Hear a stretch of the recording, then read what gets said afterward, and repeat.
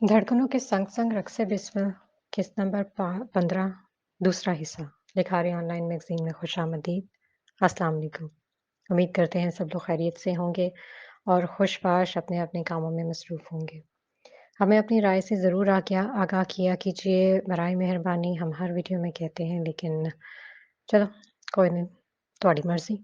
नहीं करते तो फिर ना सही, ਅਸੀਂ अपना काम लगे हुए हैं।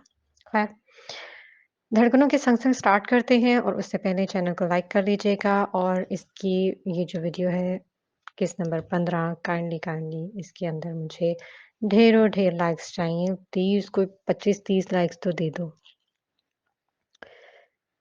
उम्मीद करते हैं कि हमारी बात पर आप लोग गौर ज़रूर करेंगे इंशाल्लाह। चलिए स्टार्ट करते हैं। साल के इख्तिताम पर ऐसे कारपोरेशन की सालाना एनिवर्सरी मशहूर बैंक्वेट में मनाई जा रही थी। ऐसे कारपोरेशन ने इस फंक्शन के लिए न सिर्फ चंद मारूफ शख्सियात को मदऊ किया बल्कि काफ़ी तादाद में कारोबारी इदारे भी मदऊ किए गए थे। ठीक शाम 7 बजे न्यू मुंतखब चेयरवुमन के तौर पर आफरीन अपनी गाड़ी में वहां पहुंची थी।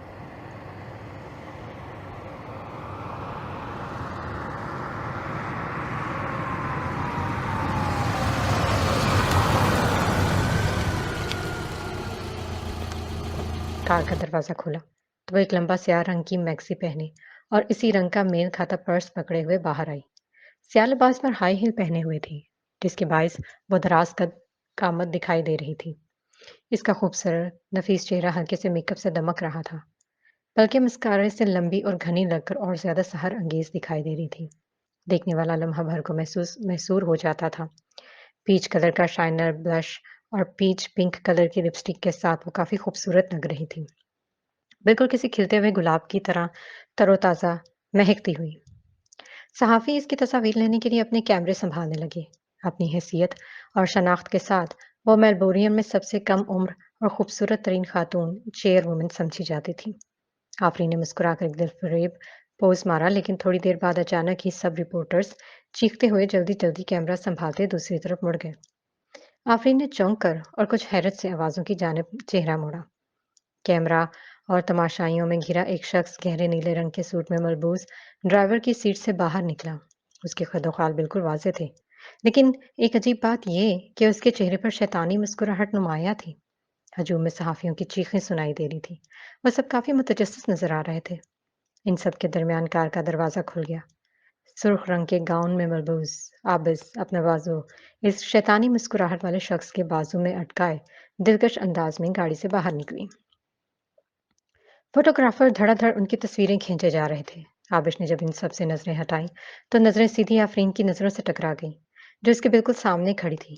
आबिश ने अपने सुर्ख होंठों को सिकोड़ते हुए फौरन इस आदमी को मजबूती से थाम लिया और झुककर इसके कान में सरगोशी से कुछ कहा, जिस पर उस शख्स की मुतजस्सिस नजरें भी उसकी तरफ उठ गईं। जहां आफरीन काली मैक्सी में खड़ी थी, अब दोनों आफरीन की तरफ बढ़ने लगे। हेलो आफरीन और दानिश, ये मेरी बहन है जो ऐसे कारपोरेशन के चेयरवुमन भी है। उसने इस अंदाज से कहा जैसे इस शख्स को आगाह कर रही हो कि ये वही आफरीन है जिसका मैंने जिक्र किया था। आफरीन पर नजर पड़ते ही दानिश ने उसे बहुत इश्तियाक से सर पैर घूर कर देखा। उसकी हरीस नजरें आफरीन के जिस्म के पार उतर कर आफरीन को उलझन में मुब्तला कर गई थी। वह इससे पहले जानता ही नहीं था कि मेलबोर्न में ऐसा मलकाऊं जैसा हुस्न रखने वाली औरत मौजूद होगी। इसकी खूबसूरती को वो लफ्जों में बयान करने से कासिर था। इसके चमकते हुस्न के सामने आबिश का हुस्न मांद पड़ गया था। Hello miss Afreen. दानिश ने हल्के से हाथ आगे बढ़ाया। आफरीन भी हैरान थी कि आबिश इतनी जल्दी सरदार और फैसल को छोड़कर एक अमीर और खूबसूरत आदमी के साथ ताल्लुक कैसे बना लिया था। आबिश का इतनी जल्दी मर्द बदल लेने की खसूसियत का उसे आज पता चला था और कुदरती तौर पर वो हैरान थी। साथ ही अफसोस भी हुआ कि आबिश अपने खानदान की नामोज को किस तरह सरेआम मलियामिट कर रही है, जिसका उसे एहसास नहीं है। आफरीन के पास हिचकिचाते हुए हाथ बढ़ाने के सिवा कोई चारा नहीं था, ये जानते हुए कि वो इन दोनों को उकसाने की मुतहम्मिल नहीं है। दानिश ने इसका हाथ पकड़ने के बाद अपनी छोटी उंगली से उसकी हथेली पर हल्का खींचा। आफरीन के चेहरे पर गुस्सा साफ नजर आ रहा था। उसकी भवें तन गईं और असाब गुस्से से झंझना उठे। उसने चौंक कर उस शख्स की हरकत पर उसे देखा, जिसकी आंखों में शैतानी चमक वाज़ेह थी। उसने बेख्तियार उसके लम्स से हाथ छुड़ाने की कोशिश की, लेकिन दानिश ने जानबूझकर उसके हाथ पर अपनी गिरफ्त मजबूत कर ली। मिस आफरीन, आप कब तक मेरा हाथ पकड़े रखेंगी? दानिश शैतानी अंदाज में मुस्कुराया। आबिश ने फौरन दांत पीसते हुए कहा, आफरीन, ये तुम क्या कर रही हो? मैं भी जानना चाहती हूँ कि मैंने क्या किया। आफरीन ने हत्तल इम्कान खुद को पुरसकून रखने की कोशिश करके कॉन्फिडेंस से जवाब दिया। वो समझ गई थी कि इन दोनों का प्लान क्या है। क्या आप लोग इस तासुर में हैं कि एसए कंपनी के इंचार्ज के तौर पर मैं अपनी ही कज़न के बॉयफ्रेंड को इतनी बेशर्मी से बहकाऊंगी? अरे नहीं, ये तुम्हारा बॉयफ्रेंड भी नहीं है। जहाँ तक मुझे याद पड़ता है, सरदार फैसल आपका बॉयफ्रेंड है ना? रिपोर्टर्स हैरानी से चीखने लगे। क्या वाकई सरदार फैसल वाकई आबिश का बॉयफ्रेंड है? तो फिर वो आज दानिश के साथ क्यों आई है? अब जब वो दानिश के साथ है तो हो सकता है कि वो सरदार फैसल को छोड़ने की कोशिश कर रही हो। रिपोर्टर्स तबसरा कर रहे थे। हाँ, ये मुमकिन है। वो पहले अय्यज़ की मंगेतर थी, लेकिन एक बार जब अय्यज़ को मुश्किलात का सामना पड़ा, तो उसने फ़ौरन इस पर धोखाधड़ी का इल्ज़ाम लगा दिया। आफ़रीन ने दानिश का हाथ थामे ही रिपोर्टर्स को तंज़िया कहा। बड़ी ही अजीब बात है। दानिश सूरी को वाक़ई इस किस्म की औरत में दिलचस्पी है। आबिश का चेहरा तौहीन के एहसास से इस वक़्त लट्ठे की तरह सफ़ेद हो गया। दानिश को मालूम नहीं था कि वो इस कदर मनफ़ी ख़बरों से जुड़ी हुई है। उसने वाक़ई खुद को आबिश नामी मुसीबत में फँसा लिया था। बड़े पुरसकून अंदाज में आफरीन ने अपना हाथ दानिश सूरी की गिरफ्त से खींचकर छुड़ाया। दानिश सूरी की सख्त गिरफ्त की वजह से इसका हाथ, जो कुदरती तौर पर नर्म और मुलायम और दूधिया जैसा सफ़ेद था, इस जगह से सुर्ख हो चुका था। उसने दर्द से कुरलाते हाथ को झटका। आपने बहुत सख्ती से हाथ पकड़ा है दानिश साहब। मुझे याद नहीं पड़ता कि आपकी मेरे से कोई दुश्मनी है। उसने तंज से चुभते लहजे में कहा। आफरीन की बात पर रिपोर्टर्स करीब से इसके हाथ की तस्वीरें लेने लगे। इन्हें दानिश सूरी से ये तवक्को नहीं थी कि वो इस कदर बेबाक होगा, जबकि दानिश सूरी की आंखें हकारत से चमकने लगी। आज से पहले हर एक औरत ने उसकी हमेशा चापलूसी की थी, लेकिन ये पहला मौका था जो वो एक खूबसूरत औरत के हाथों जलील हो रहा था। उसकी आंखों में आफरीन के लिए बोक्स बढ़ने लगा, लेकिन बज़ाहिर ऊपरी दिल से मुस्कुराया। ओह, बेख्याली में तकलीफ देने के लिए माजरत आफरीन साहिबा। फिर वो आफरीन के करीब झुका और इसके कान में सरगोशी की। बहुत खूब, आफरीन साहिबा, तुम्हारी ये बात याद रखूंगा। जुमला मुकम्मल करते हुए वो आबिश का इंतजार किए बिना अंदर होटल में बढ़ गया। आबिश झुंझलाती हुई उसके पीछे भागी थी। पीछे से आफरीन उसकी पीठ देखती झुरझुरी लेकर रह गई। उसे लगा जैसे उसने किसी खतरनाक जहरीले सांप को सोते से जगा दिया हो। उसे मुहतात रहने की जरूरत थी। When Willie took the elevator up, his face was set in a grim expression. अंदर हाल में एक जगह खड़े हुए दानिश का गुस्सा से बुरा हाल था। उसे इस कदर बरहम देखकर आबिश के जहन में एक शैतानी ख्याल दौड़ा और उसके बाजू पर हाथ रखकर बोली, दानिश साहब, इतना गुस्सा मत करें। मेरी बहन आजकल चेयरवुमन बनकर काफी ऊंचा उड़ रही है। वो इस फख्र में है कि वो सबसे ही बेहतरीन है। वो कौन होती है ऐसा समझने वाली? वो है ही क्या? सिर्फ एक रियल एस्टेट कंपनी की चेयरवुमन है ना। उसकी मेरी नज़र में कोई हैसियत नहीं। उसकी आंखें आंखें शोला उगल रही थी। बिल्कुल, वो आपके सामने तो कुछ भी नहीं है। हकीकत में वो एक वकील के साथ रिलेशन में है, जो इसकी हिफाजत करता है। आबिश ने कुछ दिन ही दानिश के साथ गुजारे थे और वो इसकी आदत जो अच्छे से भाप गई थी कि वो दूसरे मर्द की औरत को छीनने में दिलचस्पी रखता है। दानिश की आंखों में ये सुनते ही अजीब सी चमक लहराई थी, जिसे देखकर आबिश के सीने पर ठंड पड़ गई। अब तीर निशाने पर लगा था। दानिश की आंखों में हवस की चमक देखकर वो मायने खेजी से मुस्कुराई। जब आप चाहेंगे, मैं उसे आपके पास लाऊंगी। कुतिया जैसी जिंदगी गुजारने के बाद आबिश चाहती थी कि आफरीन को भी उस तरह का तजुर्बा हो। तुम वाकई एक शैतानी दिमाग की औरत हो। मान गया। वो उसे हवसनाक नजरों से घूरते हुए कहका लगाते बोला। आपकी खुशी मेरे लिए अहम है जनाब। मैं भी चाहती हूँ इस औरत को सबक मिल जाए।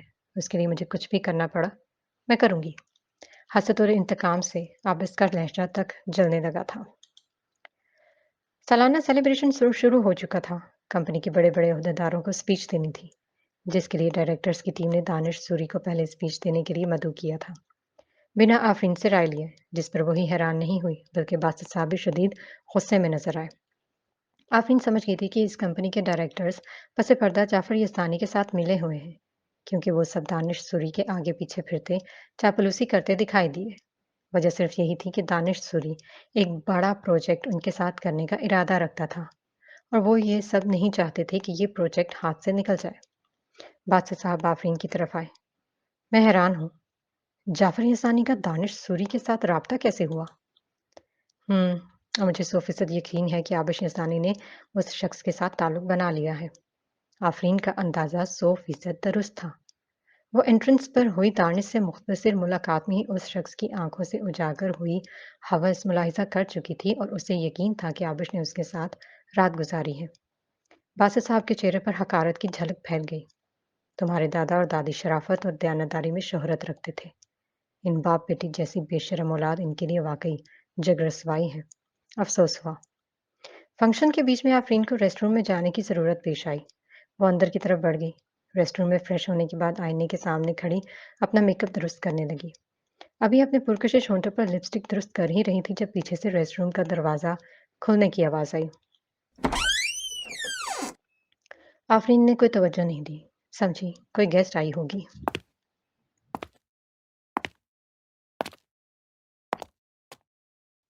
تمہیں یقیناً اس بات کی توقع نہیں ہوگی آفرین یزدانی کہ جلدی تم اپنی پوزیشن کھونے والی ہو۔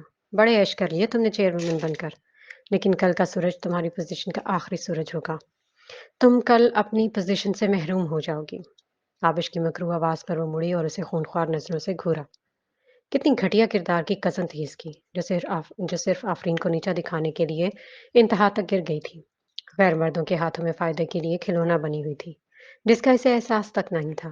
آفرین سے حسد ایک طرف، لیکن اپنی عزت کو یوں کھلونا بنا کر وہ ثابت کر گئی تھی کہ اسے آفرین سے کس حد تک نفرت ہے۔ شیم آن یو، ریئلی شیم آن، یہ تم ہی کر سکتی ہو۔ اس نے حقارت سے سر تا پیر گھوما۔ پہلے ایس کی اسی طرح مجھ سے دور کر کے اس کا استعمال کیا، پھر اسے ٹھوکر مار کر سردار فیصل کی عمارت سے مرعوب ہو کر اس کی گود میں جا گری، اور اب دانش سوری ہے جس کے بستر پر صرف فائدہ حاصل کرنے کے لیے کود گئی۔ شیم آن یو گرل، تمہیں اپنی عزت کا احساس رہا ہے نا؟ ہمارے بڑوں کی عزت کا خیال ہے؟ مجھے سمجھ میں نہیں آتا تم مجھ سے نفرت میں آ کر کتنا گرو گی۔ آفرین کی تلخ باتوں نے آبش کو جیسے آگ کے گولے پر کھڑا کر دیا۔ وہ غصے سے بلبلا اٹھی، اس کا خون کھولنے لگا تھا۔ بکواس بند کرو اپنی، تم نہیں جانتی۔ ہاں، تم جان بھی کیسے سکتی ہو؟ یہ میرے لیے کسی اعزاز سے کم نہیں۔ ایک امیر اور خوبصورت آدمی کے ساتھ تعلق بنانا۔ تم مجھ سے جل رہی ہو کیونکہ تم خود اس قابل نہیں ہو۔ آبش سر تا پیر جل بھن کر کوئلہ ہو رہی تھی۔ شدید توہین سے اس کا رنگ لال پڑ گیا تھا۔ اچانک دروازہ کھلا اور ایک دراز قامت کا آدمی اندر داخل ہوا۔ یہ فیمیل ریسٹ روم تھا اور وہاں اس آدمی کا آنا آفرین کو حیران کر گیا۔ قریب ہی کہیں خطرے کی گھنٹی بجنے لگی۔ دانش سوری صاحب، شکار کو آپ تک لے آئی ہوں، اب مجھے ایک اچھی خبر سننی ہے۔ یہ کہہ کر آبش یزدانی جلدی سے باہر نکل گئی۔ اس سے پہلے کہ آفرین بھی باہر بھاگتی، آبش نے باہر سے لاک کر دیا۔ آفرین کا دل دھک سے رہ گیا۔ آج کمپنی کے اندرونی ایونٹ کی وجہ سے وہ طارق کو ساتھ نہیں لائی تھی۔ وجہ اسے اس قسم کے واقعے کا بالکل بھی اندازہ نہیں ہوا تھا۔ اس کا چہرہ خوف سے زرد پڑ گیا، جسم کانپنے لگا۔ پیچھے سے دانش سوری کا مکروہ کہا گونجنے لگا۔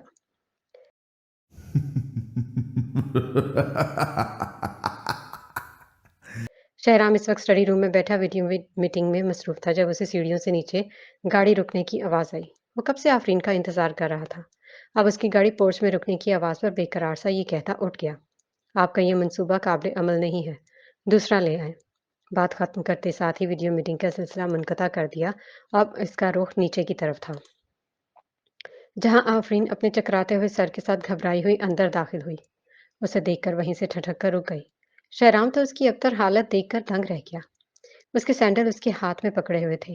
لباس بے ترتیب سا تھا، بازوؤں سے پھٹا ہوا، جس کی وجہ سے اس کے دودیا بازو اریاں ہو رہے تھے، اور چہرے کا رنگ سفید سے پیلا پڑا ہوا تھا۔ شہرام کی نظر اس کے لباس سے ہوتی ہوئی اس کے پیروں کے پاس گئی، جہاں سے میکسی پھٹی ہوئی تھی۔ حیران پریشان سا وہ یکدم آگے بڑھا اور اپنا کوٹ اتار کر اسے ڈھانپا۔ کس نے کی ہے تمہاری یہ حالت؟ بولو، تم تو کمپنی فنکشن میں گئی تھی نا؟ بے اختیار اسے بازو سے تھامتے اس کے چہرے کو جانتے ہوئے بے قراری سے بولا، تمہارا ڈریس کیوں پھٹا ہوا ہے؟ بولو۔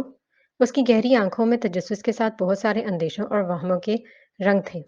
آفرین نے اپنے لباس کو دیکھا جو ریسٹ روم کی کھڑکی سے اترنے کی کوشش میں کسی نوکدار چیز میں پھنس کر پھٹ چکا تھا۔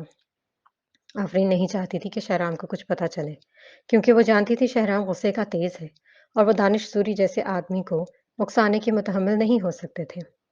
शहराम सिर्फ एक वकील था। यकीनन वो सूरी खानदान के किसी फर्द से पंगा अफोर्ड नहीं कर सकेगा। ये गलती से किसी चीज में अटक कर फटा है। वो नजर चुराते हुए अटक अटक कर बोली, तुम्हारी ये झूठ बोलने की आदत बहुत बुरी लगती है मुझे आफरीन बेगम। मैं अच्छे से जानता हूँ। तुम नजर कब चुराती हो? तब, जब तुम झूठ बोलती हो। इसकी पतली कमर को अपने बाजुओं के हिसार में लेकर उसकी आंखों में घूरते हुए चुपते लहजे में बोला, तुम कंपनी की एनिवर्सरी अटेंड करने गई थी ना? किसने परेशान किया है तुम्हें? किसने हरासा किया है? बोलो। मैं कंपनी की चेयरवुमन हूँ। भला मुझे कौन हरासा या परेशान कर सकता है? उसने इसके झूठ को छुटलाने की कोशिश की और नजरें झुकाए रखी। कहीं इसमें रकम कहानी को शहराम भांप ना ले। मैं थक चुकी हूँ। जाकर शावर लूंगी। उसे खुद से दूर करके वो ऊपर जाने को मुड़ी। मेरे असाब से मत खेलो आफरीन। वो उसे अपनी तरफ खींचकर धाड़ा। साफ नजर आ रहा है कि तुम किस कदर परेशान हो। मैं तुम्हारा शोहर हूँ। बेहतर है मुझे बताओ। वरना मुझे तुम तो जानती ही हो। असल बात का पता लगाना मेरे लिए मुश्किल नहीं। लेकिन इसके बाद अपनी झूठ बोलने की सजा के लिए तैयार रहना। उसने खबरदार किया और आफरीन वाकई भी डर गई। मैंने एक ऐसे शख्स को नाराज कर दिया है जिसे इस पूरे मुल्क में नाराज नहीं करना चाहिए था। शहराम, वो बहुत खतरनाक शख्स है। अगर अगर उसने मुझे निशाना बना तो तुम एक साइड पर हो जाना प्लीज। मैं नहीं चाहती तुम्हें मेरी वजह से तकलीफ पहुंचाए। वो काफी खौफजदा थी। शहराम तो दंग रह गया। ये वो क्या सुन रहा था? आखिर ऐसा कौन सा शख्स इस जमीन पर पैदा हो गया था जिससे शहराम इस कदर खौफजदा जिससे आफरीन इस कदर खौफजदा हो रही थी? कौन था वो? किसकी बात कर रही हो? वो गुस्से से गुर्राया। सूरी खानदान का ताकतवर शख्स, दानिश। वो कपकपाते लहजे में बोली। उसकी आंखों में खौफ ही खौफ था। शहराम तो नाम सुनकर दंग रह गया। इसकी भवें जो तन गई थी। असाब जो कुछ देर पहले चटक रहे थे नाम सुनते ही रिलैक्स हो गया। "हम्म, क्या दिलचस्प मजाक है। वो दानिश जिसे वो कुछ नहीं समझता, जो खानदान में बुद्धू मशहूर था, वो यहाँ मेलबोर्न में आकर शैतान कैसे हो गया कि इसकी बीवी इससे खौफजदा हो गई थी? क्या आप परेशान हो गए हैं? आफरीन को जब एहसास हुआ कि वो खामोश है तो उसने फौरन से तसल्ली दी। लेकिन फिक्र ना करें। खुशकिस्मती से मेरे पर्स में एक स्टिन गन थी। जब उसने मुझे रेस्टरूम में धमकाने और हरास करने की कोशिश की तो मैंने बिजली का करंट लगा दिया और यहाँ तक कि उसे मारा, उसके कपड़े फाड़े, फिर उसकी तस्वीरें खींची। वो किसी बच्चे की तरह अपना कारनामा बयान कर रही थी। क्या? तुमने इसके कपड़े फाड़कर तस्वीरें खींची हैं? शहराम ये सुनकर काफी बरहम हुआ कि आफरीन ने एक गैर मर्द की तस्वीरें खींची हैं। मेरा इरादा सिर्फ उसे धमकाने का था। उसने मुझे हरासा करने की कोशिश की थी।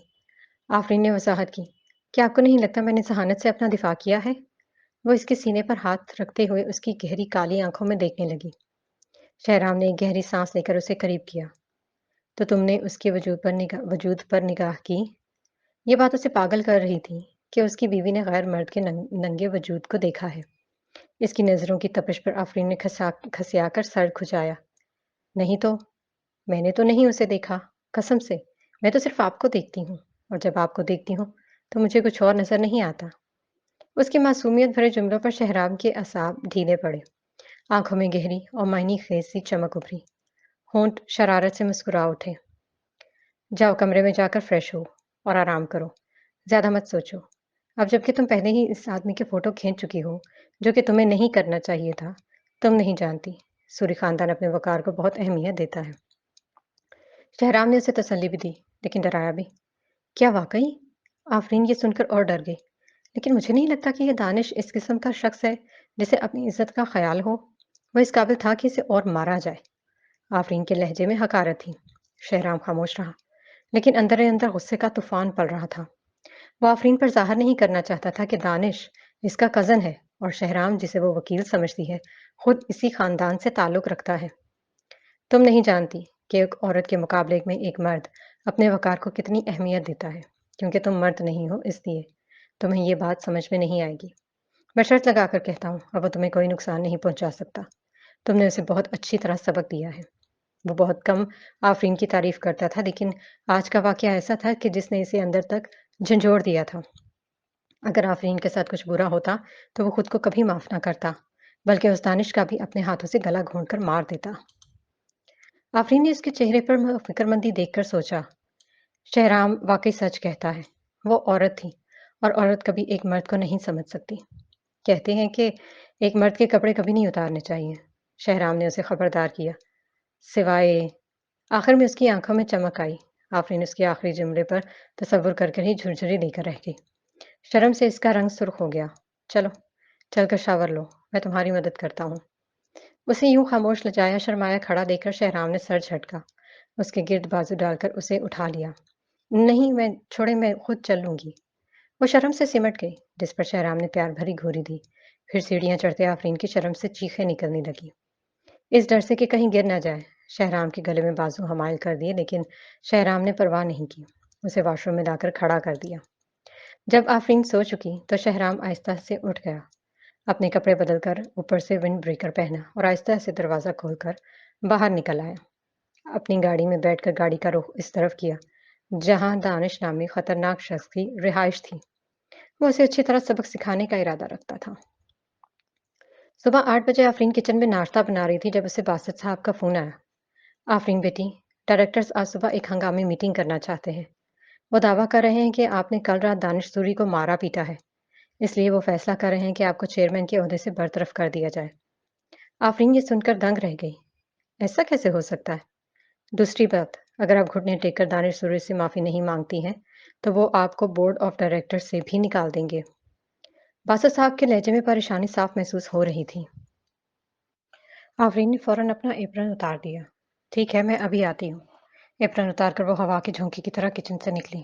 میرا ناشتہ کہاں ہے؟ سیاہ پاجامے میں ملبوس شہرام جمائے لیتے ہوئے سستی سے سیڑھیوں سے اتر کر نیچے آیا۔ اسے کوئی فرق نہیں پڑتا ہے کہ اس نے کیا پہنا تھا۔ اپنے مضبوط اور دراز قامت وجیز سراپے کے ساتھ وہ ویسے ہی اگلے پر حاوی ہو جاتا تھا۔ لیکن آفرین کے پاس وقت نہیں تھا، وہ جلدی میں تھی اور کافی فکر مند بھی۔ میں نے آنٹی کو بولا ہے، وہ ناشتہ بنا رہی ہیں، مجھے کمپنی میں ارجنٹ پہنچنا ہے۔ وہ جلدی جلدی شوز بدل کر تیزی سے بنا اس کی سنی باہر نکل گئی۔ شہرام کے ابرو ناز سمجھی سے اٹھے تھے۔ کافی وقت سے اس نے آفرین کے ہاتھ کا کھانا نہیں کھایا تھا اور آج اس کا ارادہ اس کے ہاتھ کا کھانا کھانے کا تھا، جو کہ اب ناممکن تھا۔ میٹنگ روم میں سب ڈائریکٹرز بیٹھے ہوئے تھے، سب کے چہروں پر غصے کی سرخی صاف نظر آ رہی تھی۔ سب کی زبان پر آفرین کا رات والا کارنامہ تھا۔ باسط قاسم صاحب، یہ آپ کی غلطی ہے جو آپ آفرین یزدانی کو یہاں لائے۔ ایسے کمپنی سوری خاندان سے دشمنی افورڈ نہیں کر سکتی۔ اس کا دماغ چل گیا تھا کیا جو اس نے دانش کو مارا پیٹا؟ سوری خاندان کو اگر اس معاملے کا پتہ چلا تو وہ کبھی آفرین کو معاف نہیں کریں گے۔ یہ میری غلطی ہے، میں آبش کو اجازت نہ دیتا تو وہ کل کے فنکشن میں دانش سوری کو نہ لاتی، لیکن میں نے سنا ہوا تھا کہ وہ یہاں ایک بڑا پروجیکٹ کرنا چاہتا ہے اور مجھے توقع تھی کہ سوری کارپوریشن پر یہ پروجیکٹ ایس اے کارپوریشن کے ساتھ کریں، بس اسی لیے آبش اسے ساتھ لائی۔ جعفر نے اپنی طرف سے وضاحت دی۔ سچی بات تو یہ ہے کہ سوری کارپوریشن کے ساتھ تعاون کرنے میں ایسے کارپوریشن کا بڑا فائدہ ہے۔ ہم سب نے بہت بڑی غلطی کر دی، ہمیں جعفر یزدانی کو چیئرمین بنانا چاہیے تھا۔ مجھے خود اپنے فیصلے پر پچھتاوا ہو رہا ہے، مجھے آفرین کے حق میں ووٹ نہیں دینا چاہیے تھا۔ ڈائریکٹر شاکر نے بے بسی محسوس کرتے ہوئے کہا، اب جبکہ معاملات اس طرح الجھ گئے ہیں تو ہمیں کمپنی کی ساکھ کو بچانے کے لیے آفرین کو اس کے عہدے سے ہٹا دینا چاہیے۔ شاید جعفر صاحب اس معاملے میں ہماری مدد کر سکنے کی پوری پوزیشن میں ہے۔ آخر اس کی بیٹی دانش سوری کے ساتھ اچھی جان پہچان رکھتی ہے۔ جعفر یزدانی نے عاجزی سے ہاتھ پھیلایا۔ مجھے یقین نہیں ہے کہ میں اسے حل کر سکتا ہوں، لیکن دانش سوری آبش یزدانی کو بہت پسند کرتا ہے، وہ جہاں بھی جائے گا اسے ساتھ لے جائے گا۔ تمہارا کیا خیال ہے آبش بیٹا؟ کل رات دانش سوری کے کیے تشدد کی تکلیف کے درد کو دباتے ہوئے وہ اوپری دل سے جھوٹا مسکرائی۔ دانش سوری مجھے بہت پسند کرتا ہے، اس نے پروجیکٹ کے متعلق بہت ساری باتیں مجھے بتائی ہیں۔ یہ سن کر سب کے چہرے پر خوشی لہرائی۔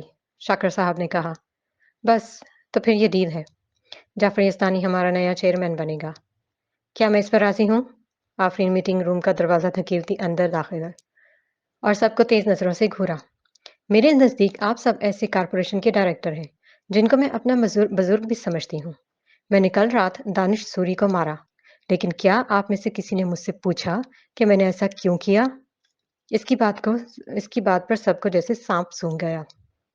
گزرے شب دانش نے مجھے ریسٹ روم میں بند کر دیا اور میری عزت برباد کرنے کی کوشش کی، اور یہ آبش یزدانی باہر کھڑی دروازے پر پہرا دیتی رہی۔ اس کی سازش کے نتیجے میں جو کہ چیئر وومن ہوں برباد ہو جاتی۔ کیوں؟ کیونکہ دانش سوری ایک مغرور، بے باک اور امیر شخص ہے۔ اسے ہماری کوئی پرواہ نہیں۔ نہ وہ نہ مجھے بلکہ پوری کمپنی کو نیچے دکھانا چاہتا ہے۔ یہ دانش سوری تو بہت غیر معقول شخص ہے، ایک ڈائریکٹر نے سرگوشی کی۔ آبش یستانی کو ایسا کرنے کی ہمت کیسے ہوئی؟ یہ لڑکی بہت خطرناک لگتی ہے۔ میں نے کچھ نہیں کیا۔ آبش یستانی فوراً اپنے قدموں پر کھڑی ہوئی۔ یہ تم ہی تھی جو دانش سوری کو بہکانے کی کوشش کر رہی تھی، لیکن وہ تم جیسی عورت میں دلچسپی نہیں رکھتا۔ ارے وہ تو آسانی سے جس عورت کو چاہے حاصل کر سکتا ہے، اسے عورتوں کی کمی نہیں ہے۔ وہ تمہارے ساتھ کیوں زبردستی کرنا چاہے گا؟ اس پر جعفر یزدانی نے مکروہ ہنسی ہنستے ہوئے کہا۔ یہاں تک کہ رپورٹرز نے کل رات ہوٹل کے داخلی دروازے پر دانش سوری کا ہاتھ پکڑے ہوئے آفرین کی تصویریں بھی دیں۔ ویسے دانش سوری نے دعویٰ کیا کہ تم نے اس کے کپڑے اتار دیے۔ کیا یہ سچ ہے؟ اوہ، کتنی شرمناک حرکت ہے۔ یہ شرم کی بات ہے کہ ایسی بے شرم عورت ایس اے کی ڈائریکٹر ہو۔ اب پھر سے سب کا ذہن جعفر یزدانی کے تبصرے پر بدل گیا اور سب ناگواری سے آفرین یزدانی کو گھور رہے تھے۔ ڈائریکٹر شاکر نے آفرین کی طرف جھک کر کہا، زیادہ وضاحتیں دینا بند کرو۔ اگر تم اس بار گہری مصیبت میں پھنس چکی ہو اور ہم صرف ایسے کارپوریشن کی حفاظت کرنا چاہتے ہیں، چونکہ یہ تمہاری اپنی کی ہوئی غلطی تھی، اس لیے تمہیں اس کی ذمہ داری اٹھانی ہوگی۔ سچی بات تو یہ ہے کہ تم مزید کمپنی میں نہیں رہ سکتی۔ آفرین نے اپنے لب بھینچ لیے جبکہ اس کی آنکھوں میں سرد مہری صاف نظر آ رہی تھی۔ تو کیا آپ مجھے بورڈ آف ڈائریکٹر سے نکالنے کا سوچ رہے ہیں؟ وہ چپتے اور برہم لہجے میں پھنکاری۔ جعفر یزدانی سرد لہجے میں مسکرایا، اور یہ واحد کام ہے جو ہم کر سکتے ہیں۔ بہتر ہے کہ تم بھی اپنا سامان پیک کر کے نکل جاؤ۔ آفرین نے ضبط سے اپنی آنکھیں موند دیں۔ وہ اب کمپنی سے بالکل مایوس ہو گئی تھی۔ اسی لمحے ایک گارڈ دوڑتا ہوا آیا اور جلدی سے بولا، جناب، دانش سوری صاحب باہر ہیں، وہ میم یزدانی سے ملنا چاہتے ہیں۔ میں جانتا تھا کہ دانش سوری اس معاملے کو ضرور نپٹانے آئے گا۔ چلو چل کر دیکھتے ہیں۔ جعفر یزدانی نے آفرین کی طرف اشارہ کرتے سب کو بتایا۔ آفرین، اب تمہارے لیے بہتر یہی ہے کہ اس مسئلے کو معافی مانگ کر سلجھاؤ۔ ڈائریکٹرز میں سے ایک نے کہا، بالکل، یہ تمہاری ذمہ داری ہے۔ اگر اس بار تم نے معاملہ الجھانے کی کوشش کی تو تمہاری طرف سے اس کا غصہ ٹھنڈا کرنے میں ناکام رہوں گی۔ جانتی ہو وہ غصے کا کتنا تیز ہے؟ اسے ساتھ لے کر چلو، دیکھتے ہیں کیسے معافی نہیں مانگتی۔ جعفر نے حقارت سے آفرین کو دیکھا اور گارڈز کو اشارہ کیا کہ آفرین کو پکڑ کر لے چلے۔ اس کی بدتمیزی پر طارق آگے بڑھا تھا، لیکن آفرین نے اسے آنکھوں سے روک دیا۔ اٹ از فائن، آپ سب کو مجھے پکڑ کر لے کر چلنے کی ضرورت نہیں، میں خود سے چل سکتی ہوں۔ سب چلتے ہوئے ریسیپشن پر آئے، جہاں صوفے پر گرم لباس میں مردہ چہرے کے ساتھ دانش سوری بیٹھا ہوا تھا۔ اس کے چہرے پر چوٹوں کے نشان تھے اور چہرہ بخار کی حدت سے سرخ ہو رہا تھا۔ مجھے افسوس ہے کہ آپ کے ساتھ جو کچھ ہوا اس میں ہماری کوتاہی بھی شامل ہے۔ ہم بھی ذمہ دار ہیں۔ امید کرتا ہوں آپ فراخ دلی سے ہم کو معاف کر کے بڑے دل کا مظاہرہ کریں گے۔ جعفر یزدانی نے چاپلوسی سے جلدی سے آگے بڑھ کر معافی مانگنے میں پہل کی۔ بالکل، آپ کو پریشان ہونے کی ضرورت نہیں ہے۔ ہم نے آفرین یزدانی کو چیئر وومن کے عہدے سے ہٹا دیا ہے اور اسے بورڈ آف ڈائریکٹر سے بھی برطرف کر دیا ہے۔ ڈائریکٹر شاکر بھی کیوں پیچھے رہتا؟ اس نے بھی جلدی سے اپنے نمبر بنانے چاہے۔ دانش سوری ان کی بات پر منجمد ہو گیا۔ یہ وہ کیا سن رہا تھا؟ اس کا دل خوف سے دھڑ دھڑ کرنے لگا۔ اس نے اپنا سر اٹھا کر خون چھلکاتی نظروں سے ان دونوں کو گھورا۔ کیا؟ وہ چیخا، اب آفرین میم چیئر وومن نہیں رہی؟ جی بالکل، ڈونٹ وری، ڈائریکٹر شاکر اور جعفر یزدانی کے ساتھ آواز آئی۔ یہ اس لیے کہ اس نے آپ کے ساتھ برا سلوک کیا، آپ کو ڈرایا دھمکایا، ہراس کیا۔ ہمیں بالکل اس کا اندازہ نہیں تھا کہ آفرین یزدانی اس قدر بولڈ ہوگی کہ ایک مرد کو ریسٹ روم میں بہکائے گی اور اس کو ننگا کر کے ریسٹ روم میں بند کر دے گی۔ یہ کافی شرمناک حرکت ہے، اس لیے ہم نے جعفر یزدانی ابھی اور بھی بکواس کرتا جب دانش نے زور سے دھکا دے کر دھاڑا۔ کس نے کہا تم لوگوں کو کہ ان کو عہدے سے برطرف کریں؟ ہوتے کون ہو تم لوگ؟ کس نے کہا کہ اس نے مجھے بہکایا؟ تم لوگ میرے لیے مشکل پیدا کرنے کی کوشش کر رہے ہو، ہاں؟ یہ کہتے ہی اس نے ایک زوردار لات جعفر یزدانی کو کھینچ ماری، جس سے جعفر یزدانی سنبھل نہ سکا اور حیران پریشان فرش پر گر پڑا۔ باقی سب تو اس عمل پر دنگ رہ گئے۔ خود آفرین بھی اس اچانک تبدیلی پر حیران کھڑی رہ گئی کہ کیا یہ وہی شخص ہے جو رات اسے برباد کرنے کی کوشش کر رہا تھا؟ اور آج وہ ایک مکمل بدلا ہوا شخص لگ رہا تھا جو اس کے فیور میں ان پر دھاڑ رہا تھا۔ یہ اچانک تبدیلی اس کے سمجھ میں نہ آ سکی۔ ادھر دانش تو پریشان تھا کہ अगर शहराम भाई को इस बात का पता चला तो वो तो इसकी चमड़ी उधेड़ कर रख देगा। हे, इसे मारना बंद करो, ये मेरे डैड हैं दानिश। आबिश जैसे किसी नींद।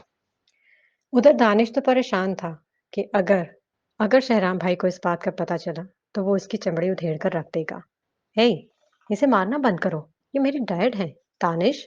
आबिश जैसे किसी नींद नींद से चौंक कर जागी थी। यकदम दानिश का बाजू थाम कर उसे रोकने लगी। बकवास बंद करो यू बिच। दानिश पर हमें से मुड़ा और उसे एक जोरदार तमाचा रसीद किया। ये इस कदर अचानक और गैर मुतवक्की था कि वो तवाज़ुन न सँभाल सकी और पूरी फ़ोर्स के साथ नीचे गिर गई। ये सब तुम्हारा किया धरा है यू बिच। मुझे इस बात पर पछतावा हो रहा है कि तुम्हारा साथ क्यों दिया मक्कार औरत। वो नीचे झुका और उसे बालों से पकड़कर ऊँचा करके एक ज़ोरदार झटका दिया। ये तुम क्या कह रहे हो दानिश? आबिश के सर पर तो जैसे आसमान आ गिरा था। उसका सर चकराने लगा। ये सब इसकी तवक्को के बिल्कुल उलट हो गया था, जिसका इसने ख्वाब में भी नहीं सोचा था। कहाँ वो आफ़रीन के लिए गड्ढा खोदने की तैयारी में इतना आगे बढ़ गई थी कि अपना सब कुछ लुटाए बैठी थी। और यहाँ ये हाल था कि सब कुछ उसके उलट हो गया था। ये रातों-रात आखिर ऐसा क्या हो गया था कि आफ़रीन जादूगरनी थी? नहीं, मैंने कुछ नहीं किया दानिश। ये आफ़रीन है जिसने आपको तकलीफ़ पहुँचाई है। आप भूल रहे हैं। वो अटक-अटक कर बोल रही थी। उसने एक शख़्स को अपने फ़ायदे के लिए मायल करने की हर कोशिश की थी। उस रात उस शख़्स के बिस्तर पर इसका तशद्दुद सहा था। वो शख़्स जो औरतों पर तशद्दुद करने में मशहूर था, उसने जानते-बूझते अपना सब कुछ उस पर वार दिया था। सिर्फ़ इस आफ़रीन को नाक़ाबिले तलाफ़ी नुकसान पहुँचाने के लिए। सिर्फ़ आफ़रीन को बर्बाद करने के लिए। लेकिन अब सब कुछ उसके हाथ से बहते पानी की तरह फिसल कर निकल चुका था। इसके पास सवाए बर्बादी के कुछ नहीं बचा था। कुछ नहीं। आफ़रीन का दिल धड़-धड़ कर धड़का। उसने जल्दी से अपना फ़ोन निकाला और उसे याद दहानी के तौर पर स्क्रॉल करता तस्वीर दिखाने की कोशिश की। मिस्टर सूरी आप गुज़िश्ता रात के वाक़ये के हवाले से मैं दिल से शर्मिंदा हूँ और माफ़ी माँगता हूँ मिस यासानी। ये मेरी गलती थी। मुझे माफ़ कर दीजिए प्लीज़। दानिश ने उसकी तरफ हाथ जोड़कर माफ़ी माँगते हुए मुख़लिसाना अंदाज़ में माज़रत का इज़हार किया। सब लोग दंग खड़े रह गए। आफ़रीन को महसूस हुआ जैसे वो हैरत से गूंगी हो गई हो। वो बिल्कुल दंग रह गई। इसका मतलब था उसे धमकाने के लिए उसकी नामुनासिब तस्वीर का इस्तेमाल असल में काम कर गया था। साबित हुआ कि शहराम ठीक कह रहा था। सूरी खानदान को अपने वक़ार की सबसे ज़्यादा फ़िक्र थी। वो इसे खोने के मुतहम्मिल नहीं हो सकते थे। आबिश और जाफ़र यज़दानी ने ज़ोर-ज़ोर से अपनी आँखें मलकर इन्हें देखा। इन्हें शक हुआ कि क्या उनकी आँखें इन्हें धोखा दे रही हैं? ये वो क्या देख रहे थे? क्या ये कोई डरावना ख्वाब था? देखिए मिस्टर सूरी मुझे लगता है कि आपको गलतफ़हमी हुई है। आबिश ने फिर से अपनी हिम्मत को यकजा किया और दानिश सूरी के बाजू को पकड़ा। क्या आप कल की रात भूल गए हैं? अपनी ज़बान को ताला लगाओ मक्कार औरत। वो बाजू झटकते हकारत से धाड़ा। ये तुम थी जिसने मुझे कल रात नशे में धुत कर दिया मिस यज़दानी। मुझे आपके साथ मुतकब्बराना सलूक करने पर अफ़सोस है। मैं वाक़ई बदमाश था जो इंसान होने का मुस्तहिक नहीं होता।